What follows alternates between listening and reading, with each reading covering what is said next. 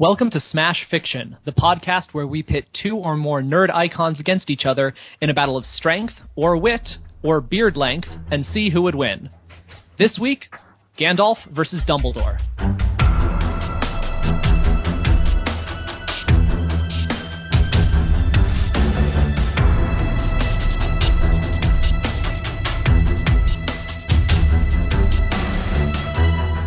The place, Cambodia. The year, 1150 AD. In a long-forgotten chamber, buried beneath the jungle, lies the ancient god Mantarok. Placed on a pedestal in the temple above sits the Tome of Eternal Darkness, a book bound in human skin and bones, capable of bestowing upon its reader unfathomable dark magic powers, at the cost of, just like their sanity and soul and stuff. This book, and the Dark Master who created it, have been reaching out across time and space and dimensions into the dreams of the magically inclined, searching for a worthy scion to wield the unspeakable eldritch powers within its pages. Many have come searching for the book to use it, but two have come to destroy it.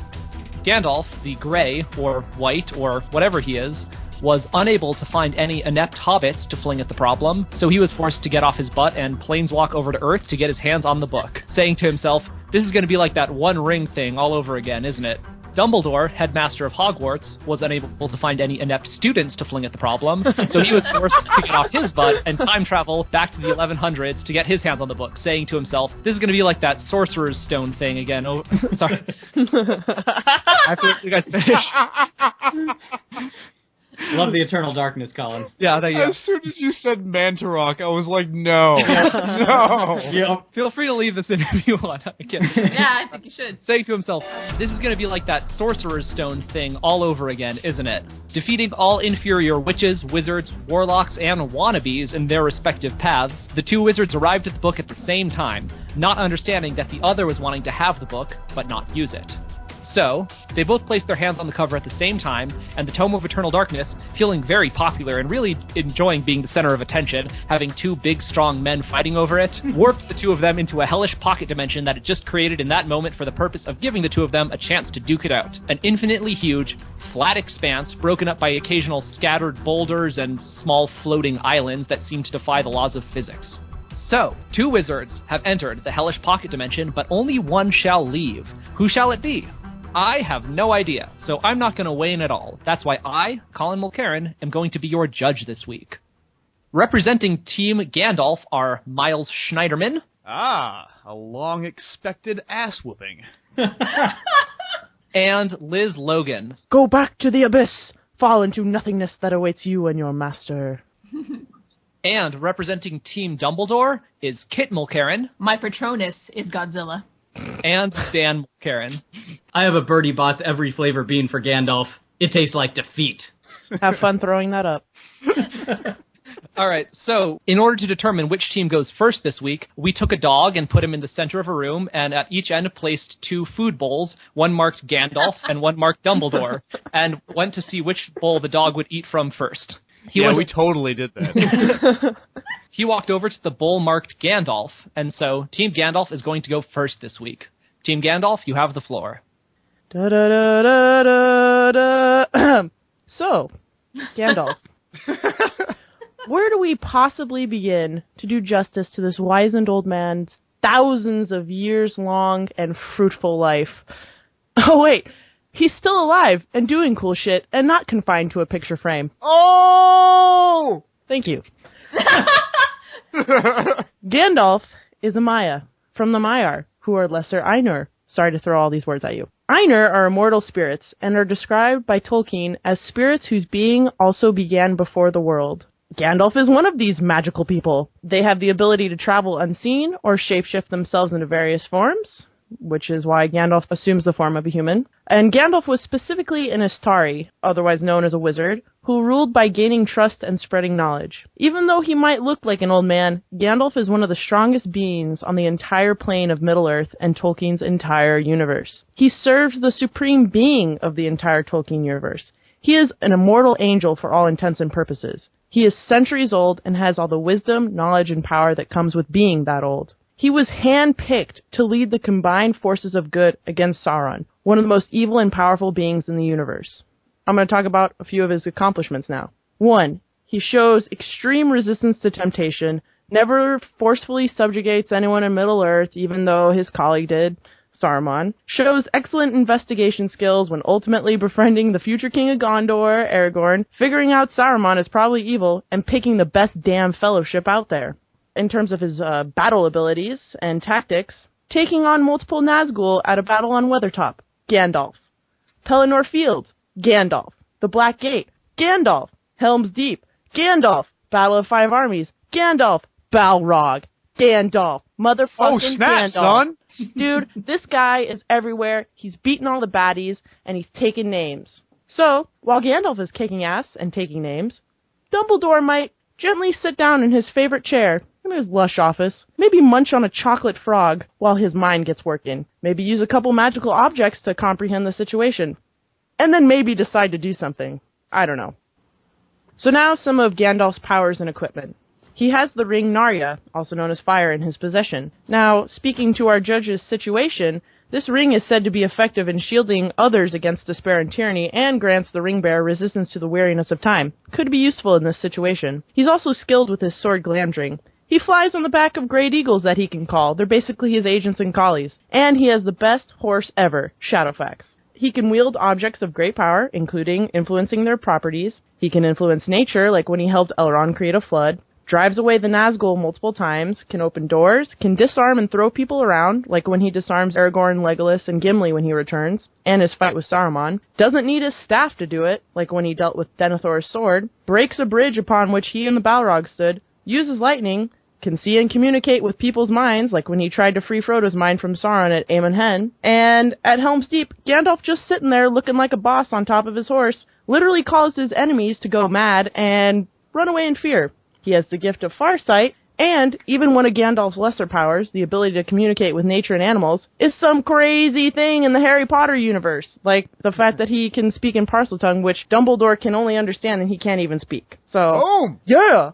Anyways, go ahead, Miles. Well, I think you did a pretty good job in talking about how awesome Gandalf is, and frankly, the competition. Those of you who are comic book fans out there might be familiar with Scott McCloud and his comic books about comic books called Understanding and Making Comics. Well, in Making Comics, there's a part where McCloud is talking about character archetypes, and as an example, he has illustrated 3 instances of the wise old man character standing side by side: Gandalf, Obi-Wan Kenobi, and Albus Dumbledore. The next panel is pretty much dominated by McCloud's own word balloon, but sketched in the corner are Gandalf and Dumbledore again, with the latter turning to the former and asking, "Can I have your autograph?"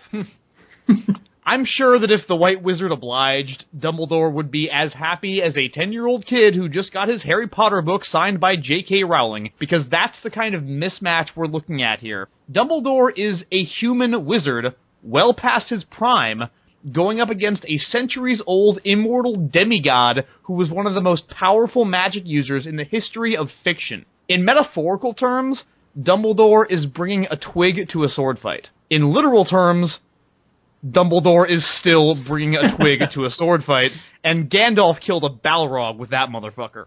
Let's talk some of Dumbledore's core weaknesses here. First of all, he needs a wand to perform magic, or at least to perform it in a controlled, deliberate fashion. It's true that some wizards in Harry Potter have made magical things happen without wands, but true spellcasting on the order that would be needed to even have a chance of defeating Gandalf most certainly requires one. If Gandalf manages to disarm Dumbledore, something that was once done by a scared 16-year-old kid, this fight is over. Dumbledore is also limited to the strict system of spellcasting practiced by his culture. And of those spells, the 3 that would help him most in magical combat, the unforgivable curses, are spells he would never cast. Dumbledore believes that the act of killing fractures a person's soul. As a result, he lacks the killer instinct necessary to survive an opponent of Gandalf's caliber. At least at the beginning of the fight, he would be limiting himself to attempts to bind, banish, or otherwise incapacitate Gandalf, which puts him at a hefty disadvantage. The weaknesses of wands and limited spellcasting, by the way, are shared by everyone in Dumbledore's wizarding world, which means he's never faced an opponent in any other magical context. Not only would he have no idea how to deal with Gandalf's magic, he would likely be pretty intimidated by it. Gandalf, on the other hand, has faced down all manner of magical attack, and does not operate in a rigid magical system. In short, he's not impressed by your phoenix. Dumbledore's greatest failing, however, is simply his mortality and his humanness. Dumbledore's death was the direct result of personal weakness, as he himself admits in the Deathly Hallows. He found a ring that reminded him of his youthful lust for power and couldn't resist picking it up, thereby inflicting a deadly curse upon himself. You might recall that Gandalf was also once tempted by the power of a ring and left it where it was. In terms of shrewdness and mental fortitude, this comparison tells us everything we need to know. Dumbledore falls short of Gandalf in every conceivable area. In a magical encounter between the two, it's as clear as first light on the 5th day that Dumbledore shall not pass. I was waiting until someone would say that one, the you shall not pass, so... I got you covered there, buddy. Yeah, I got you covered. As long as That I- went- pass! That went about as long as the Lord of the Rings book and movie. Wow. Oh my god. Well, All if right, you yeah. recall, the last one did win pretty much the entire Academy Awards, so people liked it. Yeah, those Strong hard to opening keep- arguments. It's hard from, to keep it short when there's so many arguments in our favor that we have to cover. So Just like Tolkien, you didn't know what to cut, right? right. Gonna release a Silmarillion later that has even more stuff that you couldn't fit in. Yeah. That's coming next episode. All right. Very strong opening arguments from Team Gandalf. Let's see what Team Dumbledore has to offer. Go for it, guys. All right, class, pay attention, because Miles and Liz are about to get schooled. Dumbledore is the smartest, most clever, most practiced, and most powerful wizard in his fictional universe. I argue that Dumbledore is the true hero of the Harry Potter series, because no one put more of their years into the careful, genius plotting that defeated Voldemort and his minions once and for all. Dumbledore's brilliant mind allowed him to master the myriad types of spells he studied. He's often shown performing very complex spells, and without the need to say any words or even use his wand, which is the mark of a wizard who has mastered their craft. If he's got his wand out, though, you know some shit's going down. He thinks fast and casts spells even faster. Remember how good he is at apparition? That's basically teleportation, and he can do it with pinpoint accuracy, in the midst of battle, and silently. He casts a very powerful disillusionment charm that can make him invisible. He's a pro at transfiguration, which is turning stuff into other stuff, and he can evoke and do things with fire Gandalf could only dream of, no matter how bright his robes are this week. But perhaps his most OP ability is legilimency, which allows the caster to do what muggles would call mind reading. As an experiment, I just rewrote Lord of the Rings with Gandalf replaced by Dumbledore. I want to share it with you guys right now. Dumbledore disapparated to Mount Doom and threw the ring into lava. The end. What do you guys think? I'm pretty happy with it, but I suspect that Peter Jackson would still find a way to turn it into 3 movies. Oh, absolutely. You know that motherfucker would. So, the point is, we have an interesting matchup today between two competitors who are each considered to be the mightiest wizards in their respective worlds. But does that really mean that they are equally matched? Middle-earth is a place where magic is super rare. The entire plot of Lord of the Rings centered around a ring of invisibility, which any proper nerd will tell you is a 3rd-level D&D magic item. And yet, the damn thing just about broke the whole balance of Middle-earth. This isn't a world where you can head down to the corner store and pick up a longsword +1. This is the world where Gandalf is considered to be the most powerful wizard. A world with, and this is no joke, 5 wizards. That's right, he's the best of 5. I'd like to point out that Gandalf actually got served by one of those wizards, Saruman. In what we like to refer to as the old man fight scene of the Fellowship of the Ring movie, Saruman just uses a telekinesis spell to disarm Gandalf of his staff, and then throws him around until Gandalf's giant eagle buddy comes to save him. And, as I've already pointed out, Dumbledore's got a hell of a lot more than just a TK spell in those flamboyant sleeves of his. He's proven himself to be the most skillful duelist multiple times in his life, like when he defeated the 2nd most powerful dark wizard of all time, Gellert Grindelwald, who was even wielding the legendary Elder Wand, the most powerful wand known to wizardkind. Dumbledore still kicked his ass. And let's compare Middle-earth to the Earth of Harry Potter. Magic is all over the damn place in Harry Potter.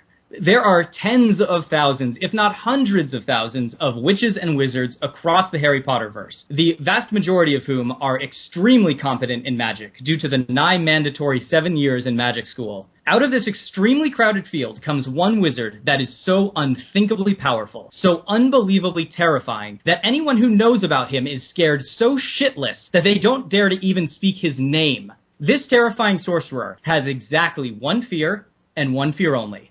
Dumbledore. That's right. Voldemort, the boogeyman under the collective beds of the wizarding world. I think we're going to have to bleep that name, by the way, just for the sake of our audience. Don't want to offend anyone. But please continue. Just make a note of that. Don't panic, people. Don't panic. I know. It's not back yet. I didn't mean to offend, Your Honor. Just watch that, all right? Look, it's one thing to be the best at doing magic out of your group of 5 friends. It's another to be the best at magic in a world where every damn buddy does magic, and is super good at it to boot, and to scare the pants off of, we'll call him Snake Dracula. Dumbledore isn't just in a different league from Gandalf. If Dumbledore was Babe Ruth, Gandalf would be a T-ball team's mascot who put his head on backwards this morning. Fly, you fools. Fly now. Oh, man. Wow, nice job, Dumbledore team. That was some fine work. All right, let's pop back over to Team Gandalf for some rebuttals. All right, so I'm going to nip this whole Saruman thing in the bud real quick. Saruman is the Astari leader. He is essentially Gandalf's boss. Gandalf thought Saruman was still his ally. He maybe had an inkling that Saruman might have been turning evil, so he goes to Saruman's home base, Orthanc Tower in Isengard, where Saruman could have set traps or whatever. Gandalf still thinks, well, maybe still this guy is my friend. That's that judgment you guys were talking about, right? His good judgment and his ability to investigate things. It does, it's not like a demigod turns evil every, 24 hours. This was some momentous thing, and he still got out of it. Sorry he didn't see the massive betrayal coming, the unthinkably massive betrayal. Yeah, and even then, he still got out of it. You say Dumbledore would just apparate to Mount Doom and drop the ring in the lava. Well, like we said before, Dumbledore doesn't really have a good track record with cursed rings. Well, he'd probably put it on and be like, ooh, this is so pretty, let me run around. Woo, all right. Miles unfortunately got wrong the reason why Dumbledore put on that ring. No, I did not. Yes, yeah, he did. Marvolo Gaunt's ring, he didn't put it on for power, he put it on because he wanted to speak to his dead family. We know. Was a moment there you go. of So why would he put on? But why would he? He was tempted by his previous dream of uniting the Deathly Hallows. That is in the book. Right, and this one ring will help him to unite the Deathly Hallows in what way, and help him speak to his dead family in what way? It doesn't matter. It's a cursed ring. His weakness comes from... He just puts on cursed rings. He doesn't know what the ring does. He's been around for over 100 years, and he just puts on cursed rings. By the way, while we're talking about judgment, I just have to say this much.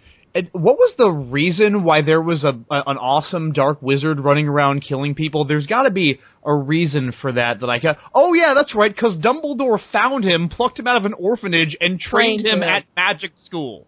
Yeah, that's right, because he saw something good in the boy, and he wanted to make sure that something good came out of it. And he failed. And Gandalf saw good in all the people of Middle-earth, united them, and beat some motherfuckers down. Yeah, speaking of which, your mention of Gandalf assembling the Fellowship, I don't remember your exact words, Liz, but you said something along the lines of the greatest fellowship ever. As I recall, they failed on their very first quest. The hobbits ran off. Boromir gets killed. Oh, yeah, and of course Gandalf falls off a cliff. And that just leaves the human, the elf, and the dwarf to wander around aimlessly for a movie and a half. I didn't really read the book, so that's going to be my point of reference for this. I could not get into the first book. Holy crap. You got the job done, didn't they? You learn from your mistakes, and they learn from their mistakes. At least when Gandalf died, he came back as the most badass motherfucker in the universe. But, Dumbledore, picture frame. Well, that's right. Here's the thing. If Dumbledore does somehow manage to defeat Gandalf the Grey, who is the person that you were describing most of these weaknesses to, like getting beaten by Saruman and all that. Or dropping his Balrog. Yeah, big deal. He's going to be put back together by God and come back better than ever. So what are you going to do? Right. The reason he came back was because he was now Gandalf the White. That's because there was Saruman the White. Gandalf came back because he was taking Saruman's old job. That's why he came back. And also, that's why he was able to defeat Saruman, because he had been designed to just take out this wizard who had turned against God's will. Look, he had designed to be the greatest wizard ever. He was given ever. just enough power to defeat Saruman. If God could have given him... So you're basically saying if Dumbledore, by some reason, was able to beat him, he would come back as Gandalf the Dumbledore and kill Dumbledore? Thanks. What I'm saying is, look, Appreciate Gandalf may be this angel-type figure, But the reason he was given the form of an old man was to limit his powers on Earth. He was not designed to exercise power. He was designed to inspire others. It doesn't matter. And yet, he demonstrably exercises more power than Dumbledore ever has. As in? As in all the spells Gandalf cast, and what do we see Dumbledore do in Harry Potter exactly? Would you care to list the spells that Gandalf casts, please? You can't actually really list them because they're not like... Could you give me some examples? Okay, sorry they don't have names like Alohomora, my bad. Seriously. Bring up the dead if I guy. can step in as judge for a second, I think that might be worth answering, seeing what powers Gandalf demonstrates actually have. Okay. Well, for one thing, he uses the power of thunder and lightning to even more heavily enchant his magic sword to drive it through a Balrog's heart. Right, What has so Dumbledore done lately? Expelliarmus. Okay. Yep. He is All of a sudden, Expelliarmus, and Gandalf is no longer holding onto his staff or his sword. and like I And said, can still do magic. yes. Finite incantatum. Yep. Counterspell. What exactly does Dumbledore do without his wand? He can still cast spells. Yeah, he can do plenty of stuff When? without even When saying does he that. do Yeah. that? When does he cast spells without his wand? He is not only That's able to just cast basic Wingardium Leviosa crap. he is not only able to cast spells without it's his wand. Leviosa, by the way. Shit. I want an example. Name me an Because, example of a legilimency time where he all cast the spells time. without his... Yes, he's able to cast Legilimency without his wand. He's actually able to cast Legilimency without Okay, so speaking mind or reading. using So it. what's that going to When? do against Gandalf? Well, knowing so, exactly what he's about to do, and Gandalf can do the same thing. Who is also a mind reader and more mentally powerful Gandalf, as we've established. Gandalf is able to cast light spells to drive away the Nazgul. He is able to disarm people. He's able to do his little Alohomora things too. He can control fire. Remember, he has one of those Elder Rings that gives him control over nature. He All can right, control nature no matter points. what.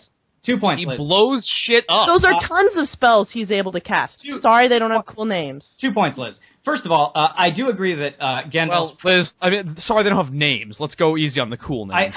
No. I would say, Liz, that you're right in that one of Gandalf's most common spells is his light spell, which I will go ahead and skip over the fact that is a 0-level spell in D&D. We're not talking about D&D. Dumbledore has, among many, many other magic items and weapons, the Elder Wand, which is the most powerful wand in the Harry Potter world, supposedly crafted by death itself. But more to the point, he has the Deluminator, which can put out light, which he uses to extinguish all the light on the Dursleys' block at the beginning of the first Harry Potter book. So, that's more insulting than anything. But I think He put out a street light. Okay, that's so awesome. Gandalf Also- will use literally any other natural power against him.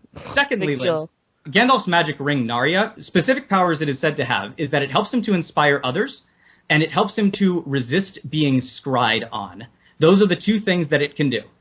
His sword, Glamdring, is said to be one of the most powerful swords in Middle-earth. And its magical abilities is it glows blue when orcs are nearby. That is the level of magic that Middle-earth deals with, and I think Gandalf you're has thinking the of the wrong strongest sword. parts of it. No, that is what Glamdring does. That's what Sting does. Sting also does that. Glamdring glows blue in the presence of orcs. Listen, it doesn't matter if Gandalf knows the summon nuclear bazooka spell. He can't use it. He is limited in his power by the very god that gave him his earthly form. He is designed to inspire men, not to rule over them through power, so he cannot exercise any degree of power the likes of which Dumbledore can. I would argue that in a pocket dimension away from Middle-earth, Yeah. Gandalf would be considerably less bound by the strict rulings of his god or whoever it was sent him down there. Dumbledore, on the other hand, still knows the same series of spells. Also, remember they're on a mission. Whatsoever. Remember, they're on a mission to basically save people from this horrible book. I mean, you can't get much more of a carbon copy of saving Middle-earth from the One Ring.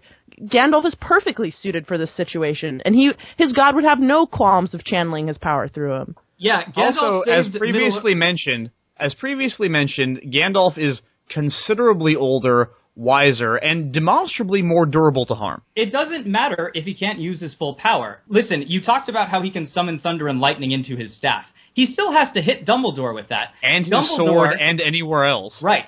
Dumbledore has a much greater degree of mobility because he can actually teleport and turn invisible. It doesn't matter if Gandalf can shoot fireballs from his sword. He has to get close enough to hit Dumbledore with it, and also not get his sword knocked out of his hands by Dumbledore's Expelliarmus spells in the meantime. So tell me this. Let's say that Dumbledore does all these things, teleports around, turns invisible, and knocks his staff and sword out of his hand. What does Dumbledore do then? Kit, I believe you have a list of options that he has. I mean, basically, it would just come down to Petrificus Totalis. Gandalf would be completely bound. Dumbledore could do with him what he wants at that point. Legilimency. Honestly, if it comes down to it, he would either figure out a way out of that situation with both of them intact, with the book so that he could get rid of it, or if he absolutely had to, he would totally kill Gandalf. There is no evidence. Excuse me, if you don't mind me jumping in, I'm going to throw a question in here that I think would be interesting to answer. Do you think that your respective wizards would be willing to kill the other one? And if not, how would they defeat them if they do not resort to killing them? One thing that Dumbledore is extremely good at doing is identifying the true nature of the things that he can look upon. I think he will see fairly quickly that Gandalf is a being who will be able to ultimately reconstitute himself after death. Once that happens, he does know the curse that can take life. He would be willing to use that on a being that he knew wasn't human and wouldn't be permanently taken out of the picture once that spell was used upon him. If he didn't, he does have Petrificus Totalis, which would render Gandalf utterly immovable. He could use Expelliarmus to keep Gandalf's weaponry away from him. He could apparate himself away. He could apparate Gandalf away if he needed to. There are any number of ways that he can get him away. Okay. Dumbledore is certainly reluctant to kill, but he is not unwilling to should the situation come to it. And he, besides, has a number of other solutions at his disposal. Okay, wait, hold on. You are making so many assumptions there. Sorry, Liz, you want to go? Yeah, let me jump in real quick. All right. First of all, Gandalf has magic force fields, and he has demonstrated that to prevent certain magical attacks from hitting him. And also... that were thrown by Saruman.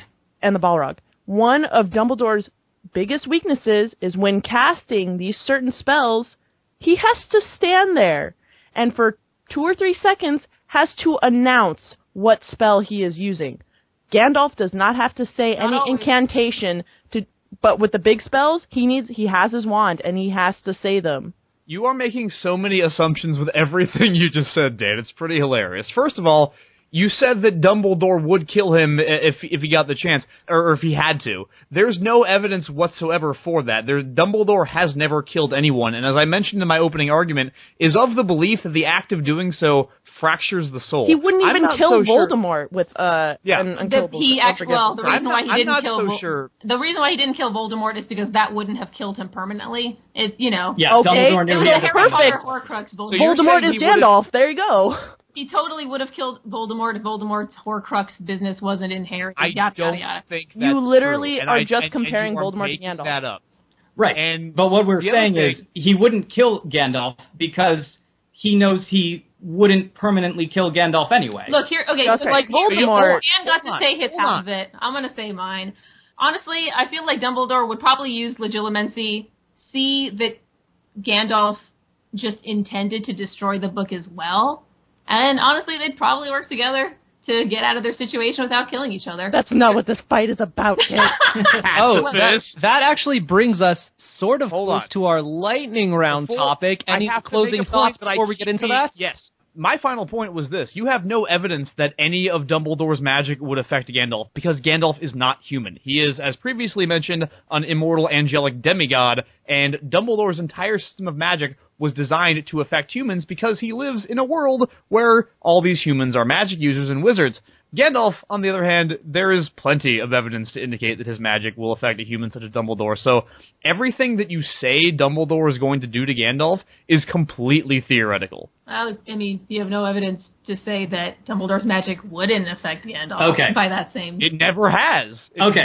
He's never used it against anything but humans. If we're doing final arguments, then this is what I would say. I've asked you several times point blank to demonstrate specific spells that Gandalf could use, and you have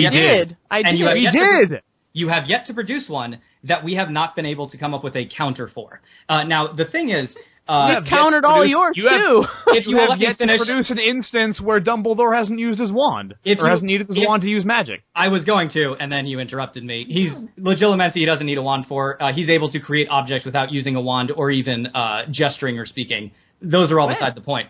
Now, my main point is, first of all, there are creatures in the Harry Potter world that are not humans and not wizards. Goblins are shown to be very powerful spellcasters. Elves are very powerful spellcasters. Dumbledore can take out Dementors, and he's also taken out a room full of Death Eaters by putting all of them to sleep at once, immediately after teleporting into the room. Dumbledore has a much stronger track record of defeating enemy wizards in one-on-one combat. He's defeated the two most powerful dark wizards in recent memory, personally, himself, one of whom was wielding the Elder Wand at the time.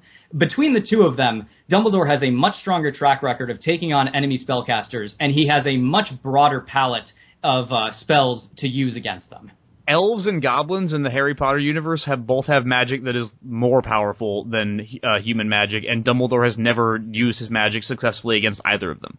Colin, I believe you're going to start the lightning round. I'm so glad he was able to take care of those Dementors, too, after letting horrible things happen to his student body and admitting he can't protect his students. Yeah, very, very strong. Well, listen, we can't all hang out in the Shire for decades and, do cool tricks with smoke. Oh, that's one spell that Gandalf could use. He could do this smoke thing. All right. Yeah, he has weed. All right. You know what? Case closed. You guys have talked a lot. I'm going to talk a little bit. Nice argument so far on both sides, but now I think it might be time for a lightning round. Oh, no. All right. Thank you. I need some sound effects here. Come on. Yeah. All right. So, the tome. The tiniest lightning bolt. I have no idea what I was doing. Sorry, that was Dumbledore's spell. This is Gandalf. The Tome of Eternal Darkness, it's no dummy. It's pretty smart, for a book. And it has the ability to see beyond space and time, and to look into the minds of mere mortals, or wizards, as the case may be. So it looks into the mind of Gandalf, and then it looks into the mind of Dumbledore, and it suspects that these two wizards may not want to serve it unquestioningly, so much as they want to throw it into a volcano and or imprison it behind a magic mirror. So this book decides that neither wizard is good enough for it, and it decides that it's going to assault these wizards, and not assault them physically, but it's going to assault their minds. The tome, it's not just a book, it's a tome. The Tome of Eternal Darkness decides to unleash... the Book of Eternal Darkness is a really shitty D&D supplement. Isn't that the Book of Vile Darkness? Mental note, everybody. Maybe. All right, the Tome of Eternal Darkness decides to bestow upon Gandalf and Dumbledore unspeakable visions of Mantarok and Chaturga and Ulyaoth and Zelatoth and far more horrible things, dogs and cats living together, etc. In the end, only the wizard whose mind is left after being assaulted with unspeakable horrors shall be able to claim the book. So, taking magical abilities out of the equation, which wizard is stronger of will and of mind? Team Dumbledore, start us off. Okay, 2 points to make. First of all, Dumbledore is a human. Humans have certain weaknesses. I would argue that a strong will in a human is not a lack of weaknesses. It is being able to identify your weaknesses and then take steps against them. Case in point, Dumbledore identified in himself that he has a certain lust for power. Now, Dumbledore's a good guy, so, when he says, oh, I have a terrible lust for power, I take that with a grain of salt, and I think he's just fine. It's just that, in a very good person, the thing that is the least good automatically becomes the worst. Anyway, moving past that. He took steps against what he saw as a weakness in his character by turning down a position as the head of the Minister of Magic. Not because he couldn't do the position, but because he was able to exercise enough willpower to resist this temptation. I would argue that that is more true willpower than simply, standing your ground and, gesturing and having your beard fly around you. But to a more specific point, Dumbledore knows occlumency, which is the magic used to shield one's mind from invasion and from influence. That is a spell and a technique that is used in Harry Potter that Dumbledore knows, that is a concrete example of a thing that Dumbledore can do that Gandalf cannot. He also chose to go asexual for kind of that same reason. It was his love of Gellert Grindelwald that kind of steered him in the wrong direction way back when. And after that little shitstorm, he was like, yeah, I'm good. I'm good on this like non-platonic love thing. And that's pretty hard, y'all. Angels are given limitations that they cannot cross. Humans have to work, but they have no such limitations. They can exceed even the power of an angel. Everything you just said about what Dumbledore did, Gandalf has done the same thing, only better. So, you're talking about how Dumbledore was able to resist the lure of power that he knew was inside him. And that Gandalf can. That's what you said, that Gandalf can't. You mentioned earlier the One Ring being essentially a D&D ring of invisibility. This is factually incorrect in every possible way. This is the single most desired object in all of Middle-earth. Everyone who sees it wants it, and it takes uncommon strength of willpower to resist the One Ring. Gandalf does. He successfully resists the temptation of the One Ring, not just the temptation to pick it up and use it himself, but he also has the same level of self-awareness to realize that he can't be trusted to be the one who takes the One Ring to Mordor to drop it in the fire. And you bring up occlumency. Occlumency is not a catch-as-catch-can, one-size-fits-all block mental attack spell. Occlumency is specifically a counter to legilomancy. So that probably is not going to help him against the screaming Lovecraftian demons currently trying to break into his mind. It's a tool that he has that Gandalf does not. I'm waiting until you're done. Gandalf doesn't need any sort of predefined power. He just does it. He just has that natural willpower. He will not give in to temptation, ever. His whole mission was never to subjugate men, and he never did that. He resisted that temptation. He resisted getting because sting. He couldn't. Because he didn't have the power The evil god. No, that's not true. What power? What power? It's not the only reason he couldn't subjugate men. He had plenty of power to subjugate the Shire if he ever wanted to. Saruman decided to subjugate men. I guess he technically didn't have that power either, but he did it anyways. I don't know what this power is you're talking about. Gandalf is at least somewhat close to the same power level as the ancient gods currently trying to break into his mind. Dumbledore is a human, and humans do not have a fantastic track record against anything Lovecraftian. Except for, all the characters from Eternal Darkness. None of whom were wizards. And all of them? I beg to differ. This is not Lovecraft. So none of them had the resistance that Dumbledore Dude, it's Eternal Darkness. It's totally Lovecraft. Come on. Okay, any closing points before I retire to my chambers? I think Liz has something to say. Go for it. Even admits that he makes huge mistakes all the time. Gandalf hardly ever does that. Like, it's people making mistakes, he's the cleanup crew. Oh, you need someone to lead this awesome army? Okay, I'm in. I mean, this guy can do everything, and he is shown to do everything. None of which you've been able to specifically say for us today. And I Gandalf have to find has so many things that he's done. We get a Gandalf call. has Gandalf.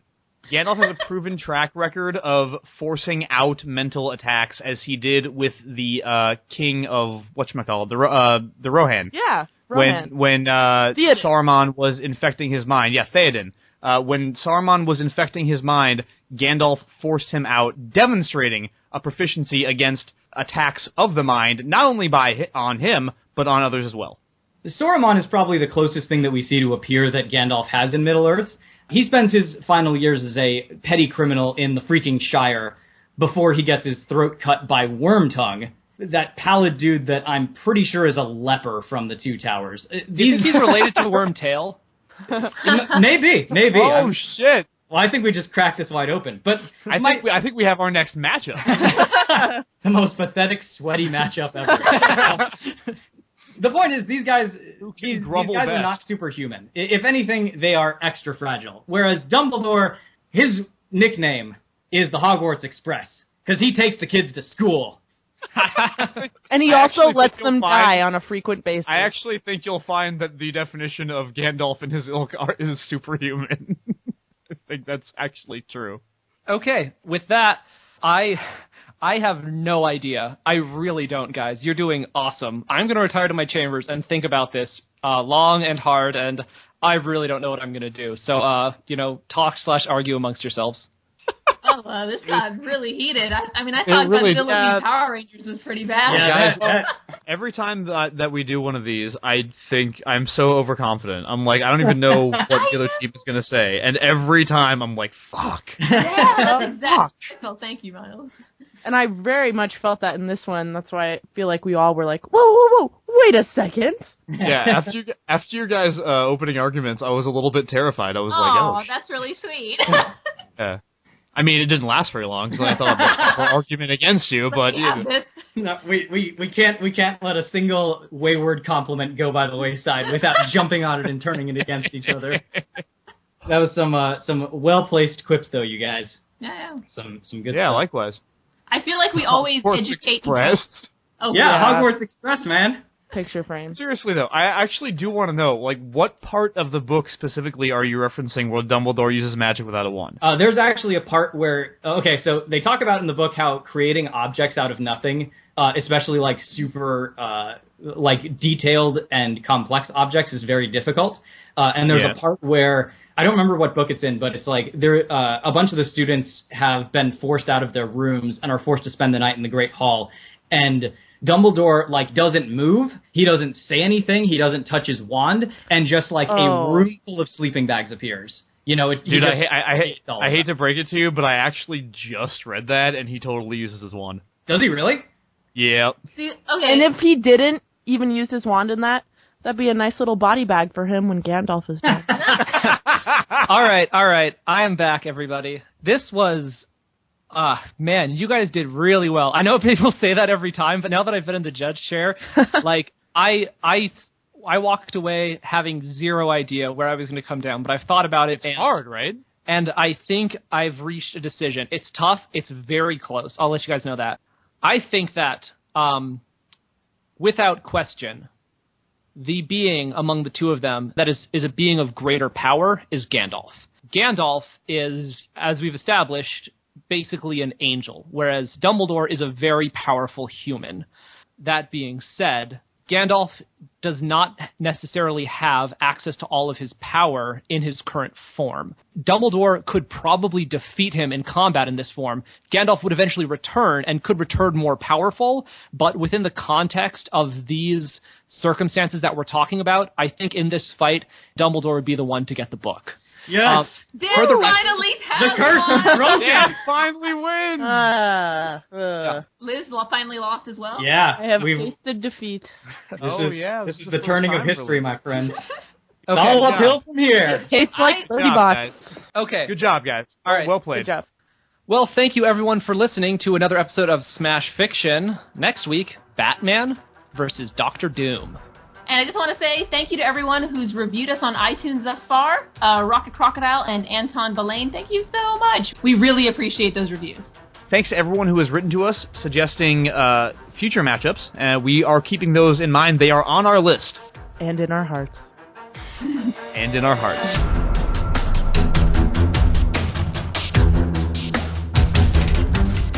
Smash Fiction is produced by Miles Schneiderman, with logo design by Colin Mulcairn. Special thanks to Kevin MacLeod of the Clan MacLeod for our theme song, which is called Hitman.